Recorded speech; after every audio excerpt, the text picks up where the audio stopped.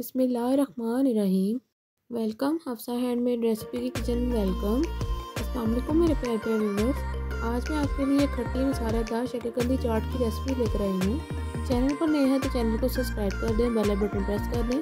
चलिए स्टार्ट करते हैं। इस मज़ेदार शकरकंदी को बनाने के लिए सबसे पहले साफ़ पानी से धो लेंगे।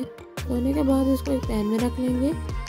पैन में रखने के बाद इसको 20 से 25 मिनट के लिए लो फ्लेम पर कवर करके पका लेंगे। 20 से 25 मिनट के बाद अब इसकी साइड चेंज कर लेंगे। साइड चेंज करने के बाद अब इसमें 2 टेबलस्पून पानी डालेंगे। अब इसको मज़ीद 20 से 25 मिनट के लिए लो फ्लेम पर कवर करके पका लेंगे।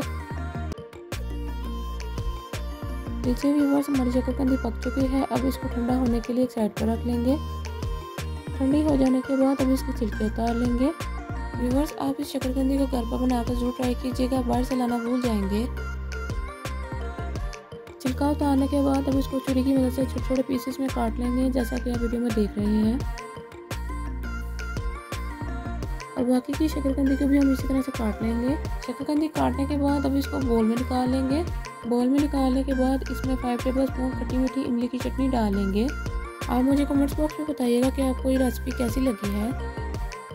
इमली की चटनी डालने के बाद 1 टेबलस्पून हरी मिर्च की चटनी, 1 टेबलस्पून नींबू का रस, हस्बे ज़रूरत नमक, हस्बे ज़रूरत कुटी हुई लाल मिर्च, 1 टेबलस्पून चाट मसाला।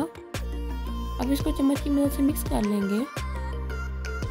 मिक्स हो जाने के बाद अब इसको हरा धनिया से गार्निशिंग कर लेंगे। मैं उम्मीद करती हूँ आपको ये शकरकंदी चाट की रेसिपी पसंद आई होगी। जिसने अभी तक मेरे चैनल को सब्सक्राइब नहीं किया उसको सब्सक्राइब कर दें, बेल बटन प्रेस कर दें। दुआ में याद रखिएगा। मिलते हैं इंशाल्लाह अगली वीडियो में मज़ेदार आसान सी रेसिपी के साथ। अल्लाह हाफिज़।